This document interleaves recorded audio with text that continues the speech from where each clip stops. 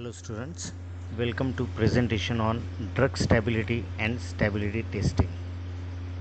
So in this presentation we are going to study what do you mean by stability, what are the adverse effects of drug instability, factors affecting drug stability, types of degradation, types of stability studies, and what do you mean by accelerated stability testing. So first we will see what is mean by drug stability. Drug stability is nothing but the capacity of a drug product to remain within specifications established to ensure its identity, strength, quality, and purity. So, various factors which may affect the stability of drug product that are environmental factors, microbial contamination or microbial factors, and containers and closures. So, we'll see. So first we'll see what are the adverse effect of instability of drug. So means if instability occurs, what will be the demerits or disadvantage of it? So definitely the foremost adverse effect is loss of active ingredient or active drug. So due to instability, for example hydrolysis of aspirin or oxidation of adrenaline, they causes the change in the drug activity or change, loss of active drug. Then loss of vehicle, it may be loss of contained uniformity, like for example in emulsions if creaming occurs, or in suspension if sedimentation occurs or cake formation occurs. So definitely contained uniformity will not be there. It is one of the type of instability. Similarly loss of elegance, or sometimes instability may cause the reduction in bioavailability, and most dangerous adverse effect of instability is production of potential toxic materials which are harmful to the body. Now we have seen various environmental factors which affect the stability of drug, that are temperature, light, and moisture. So one by one we will see. So first, temperature. We know that in organic chemistry we know the thumb rule. So as the temperature increases, it increases the rate of reaction. So if we increase the temperature 10 degrees Celsius more than the room temperature, the rate of reaction becomes doubles. So as the rate of reaction is double, degradation is nothing but a chemical reaction. So high temperature accelerate various degradation reactions like oxidation, reduction, hydrolysis. And for prevention of degradation of drug from temperature, generally various storage conditions we are giving on the label, or label of any product. So various conditions like room temperature, generally we are considering standard as 25 degrees Celsius, cool temperature 8 to 20 degrees Celsius, cool or refrigerator storage in between 2 to 8 degrees Celsius, and fridge storage in between minus 20 to minus 10 degrees Celsius. The second environmental factor is light. So degradation or decomposition of drug product by light, it is called as photolysis. So the shorter the wavelength of light, the more energy absorbed per mole. So various light source we know, like sunlight, it has nearly all wavelengths of light, metal halide lamp, fluorescent lamp. So these light may cause the degradation of drug, and these reactions can be induced by exposure to photolysis source emitting in the range 290 to 800 nanometer. So relationship between wavelength and associated energy level. So as we know that UV, it has shorter wavelength, so definitely energy kilocalorie per mole will be higher. Similarly for visible it will be less, and for IR it will be lesser again.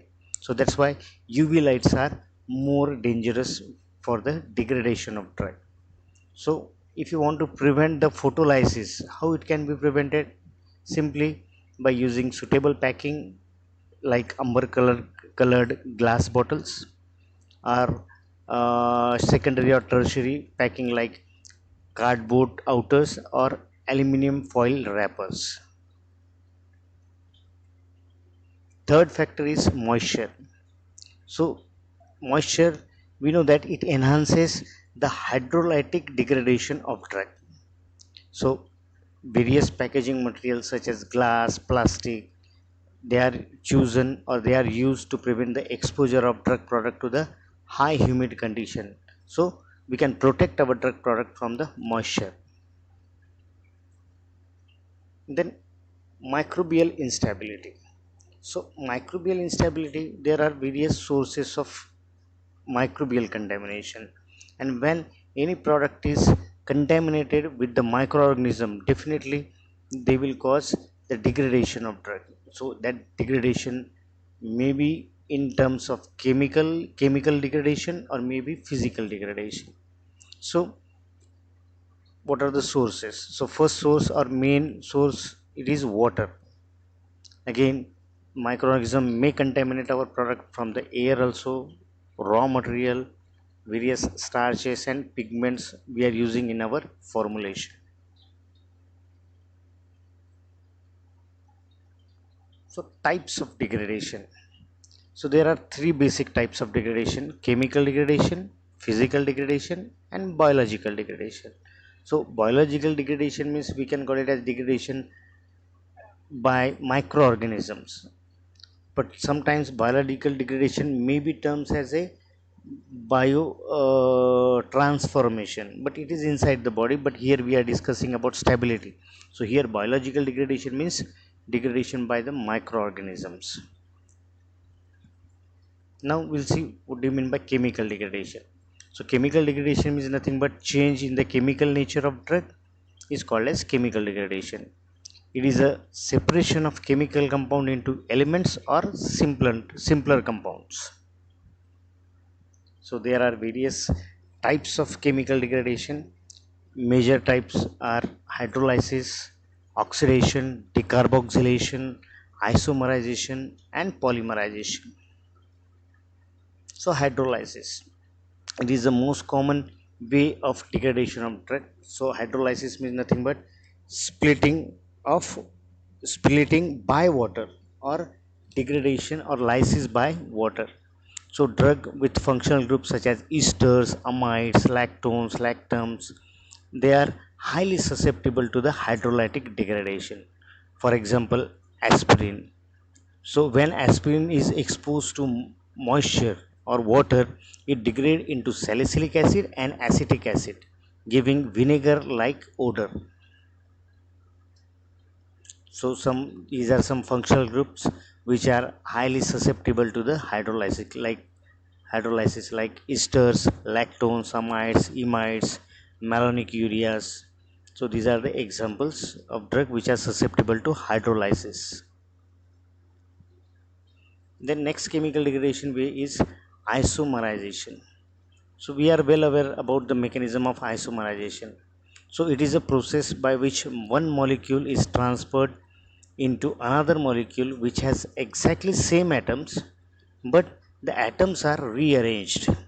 Means the molecular structure or molecular structural formula is same, but their stereochemical configuration is different.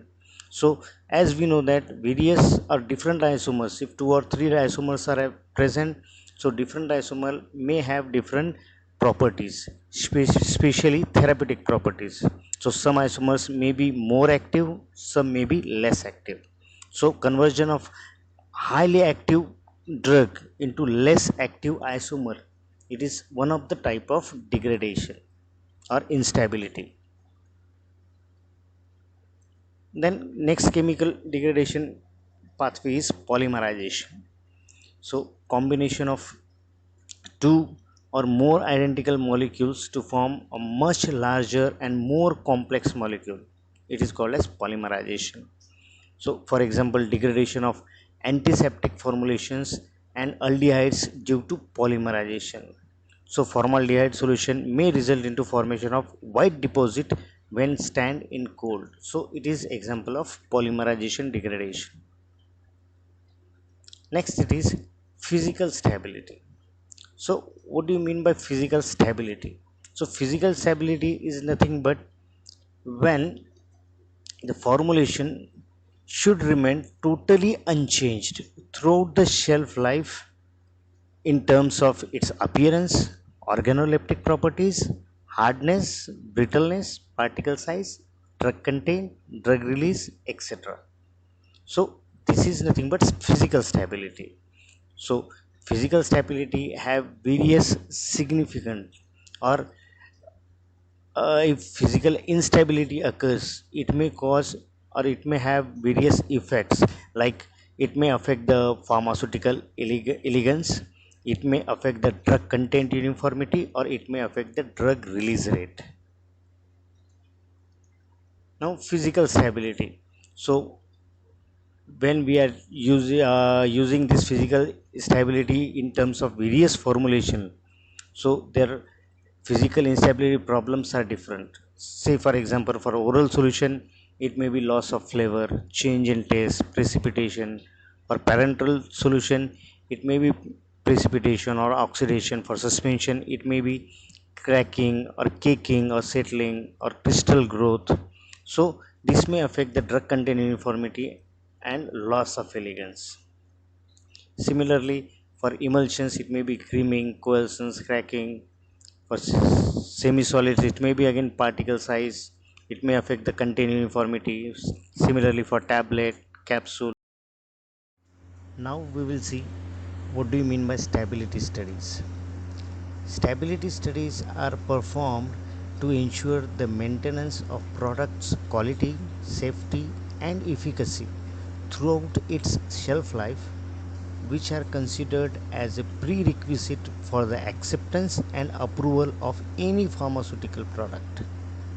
So stability studies are generally performed on drug substances, means the unformulated drug substance that may subsequently be formulated with excipient to produce a dosage form, means API. Then stability studies are also performed on drug products, means all kind of dosage forms in their final packaging. And types of stability studies. Stability studies may be of long term, intermediate, and accelerated stability studies. So, first it is long term stability studies, it is also called as real time stability studies. They are performed for at least 12 months or as per the stability of the product. So, in this stability testing, stability evaluation is done for physical, chemical, biological, microbiological characteristics of the drug product. Then accelerated stability study. The name itself indicates accelerated means fast, exaggerated conditions. So in accelerated stability studies, these are designed to increase the rate of chemical degradation or physical changes of a drug product by using exaggerated storage conditions with the purpose of monitoring degradation reactions. Means higher temperature, higher moisture conditions are maintained generally.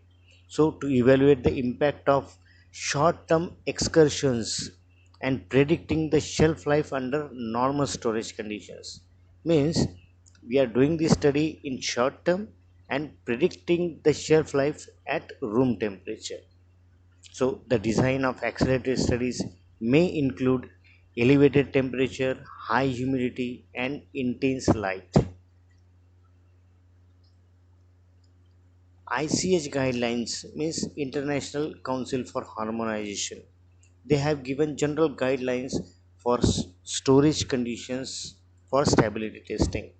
So for long term or ambient stability testing, storage conditions are given like 25 degrees Celsius plus minus 2 degrees Celsius temperature and 60% relative humidity plus minus 5%, and minimum time period for study is 12 months.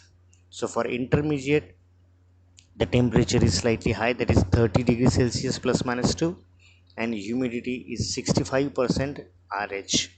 And this study should be carried out for at least 6 months. And accelerated stability studies, the temperature is 40 degrees Celsius plus minus 2 degrees Celsius, and relative humidity 75% plus minus 5%. And this also should be done for at least 6 months as per ICH guidelines. So ICH have also divided the world according to the climatic zones for long-term stability conditions. So the all areas of world are divided climatically into 5 zones. First, it is temperate zones, which include UK, Europe, Russia, United States, where the long-term testing conditions are 21 degrees Celsius temperature and relative humidity 45%. Second, it is subtropical and Mediterranean. The major country involved are Japan, Southern Europe. The conditions are 25 degrees Celsius, 60% area. Similarly, hot and dry, in which India also comes, hot and humid. And fourth B, it is hot and very humid. It includes Brazil, Singapore, where the temperature is 30 degrees Celsius and relative humidity 75% RH. Now stability studies we are doing for various purpose, means for new drugs also, for dosage forms also. So various codes are given in the ICH guideline for stability studies. So if we are doing stability study for new drug substance and product, then the ICH code given is Q1A. If stability testing is done for photostability testing of new drug substance, then it is called as Q1B. Stability testing of new doses form, it is Q1C. Similarly, Q1D is meant for the stability testing of drug substance and products of bracketing and matrixing designs. So stability Q1E, it is meant for the evaluation of stability data. Q1F for stability data package for registration applications in climatic zones 3 and 4. Q5C, it is meant for stability testing of biotechnological and biological products. Now, if you want to do the stability testing for the products which are intended to be stored in refrigerators, then for long-term stability studies, the storage conditions are 5 degrees Celsius plus minus 3, and minimum period required, it is 6 months. For accelerated, it is 25 degrees Celsius plus minus 2 plus relative humidity 60% for 6 months. And some products, they are intended to be stored in freezer. So for them, long-term studies are carried out at minus 20 degrees Celsius plus minus 5 degrees Celsius for at least 12 months. Now, when we are doing the stability study, what parameter we should evaluate for stability of the product? So first, if you take example of tablet, so during stability studies, tablet must be tested for appearance, color, odor, assay, degradation product, dissolution rate, moisture content, friability, hardness, and so on. But most important parameter concerned, it is assay, that is drug content determination. So because when the drug content comes below the 90%, then we are saying that the product is expired. So that's why assay is the most important evaluation parameter for stability testing. Similarly, for hard gelatin capsule, soft gelatin capsule emulsions, many parameters are evaluated, but most important is assay.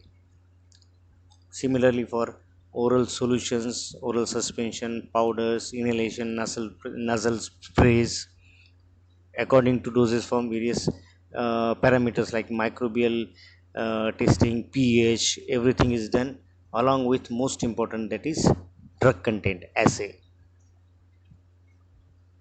For topical preparation ointments also, its appearance, its viscosity, its homogeneity checked along with the assay. For SVP and LVP also, its appearance, color, clarity, preservative content are checked along with the assay, that is drug content. Then prediction of shelf life. Now what do you mean by shelf life? Or shelf life means it is a duration between the manufacturing and expiry date of product. So when we are saying that any product is expired, we know that when the potency of that product comes below 90% of the label claim, then we are saying that the product is expired.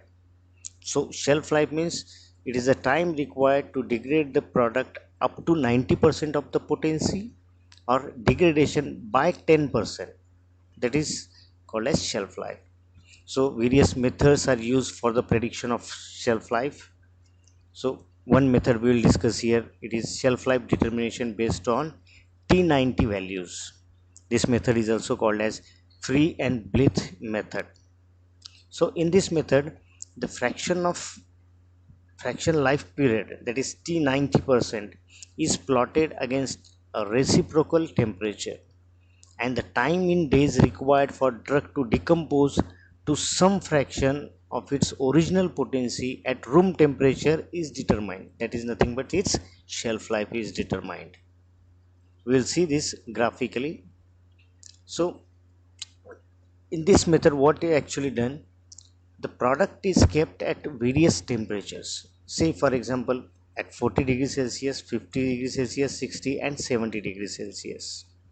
And the after a specific time interval, say after 1 week or maybe after 10 days, every 10 days, the sample is taken and the sample is assayed for the drug content. So definitely we know that the relationship of degradation and temperature, as the temperature is increasing and increasing, the degradation rate will also increase. So at 40 degrees Celsius, the degradation rate will be definitely faster as compared to room temperature. At 50 it will be still faster, the degradation will be more faster at 60 and even faster at 70 degrees Celsius. So during this degradation period, what we are doing, we are plotting first graph of log percent of drug remaining versus time in days. So log percent of drug remaining is plotted against the time in days, means how much drug is, see at time 0, this line, this y-axis indicates the time 0. So at time 0, the drug content is, theoretical drug content is 100%. So as the time is going on, so this is the curve for 40 degrees Celsius, time is going, definitely drug content is coming below and below. Similarly this is for 50 degrees Celsius curve, 60 degrees Celsius curve, and the drug which is kept at 70 degrees Celsius, this is the curve for that. So here we are determining the time to reach the 90% of theoretical potency. So this is 100% potency and we are plotting a line at 90% potency, this line, and we are determining how much time is required. Say for example this is the time required to degrade or degrade by 10% or degrading to the 90% of potency at 40 degrees Celsius. So how much this time, we have to plot a dotted line. Dotted line means we have to plot a perpendicular at x-axis. So this is x-axis, this is the, we'll get time in days. So this is the time in days required to degrade to 90% at 40 degrees Celsius. Similarly this is the curve of 50. So from here we are plotting perpendicular. So this is the time of T90% at 50 degrees Celsius. So similarly this is the T90% at 60 degrees Celsius, and this is T90% at 70 degrees Celsius. Then what we are doing, then we are plotting a second graph of log of days to 90% potency versus reciprocal of temperature. Then the log time of 90% is plotted against reciprocal of temperature, and the time for 10% loss of potency at room temperature, it can be obtained from the resulting straight line. So how it is obtained? Now definitely T90% at 70 degrees Celsius. As degradation is fast, it will be a lower or lesser value. Then at 60 degrees Celsius, it will be higher value. Then again 50. This is the plot for 40 degrees Celsius. So it is a straight line. As we know that the degradation follows first order kinetic. As these are log values, so it will be definitely a straight line. So when we extrapolate this straight line up to 25 degrees Celsius, which we are considering as room temperature, so we are extrapolating this line, and when we are plotting a perpendicular at y-axis, so this point will give you log of days to 90%, that is T90% at 25 degrees Celsius means T90% at room temperature. And if we take anti-log of this, we will get time in days. That is nothing but the shelf life of product. Hope you have understood this concept. So here we have finished drug stability and stability testing. Thank you very much.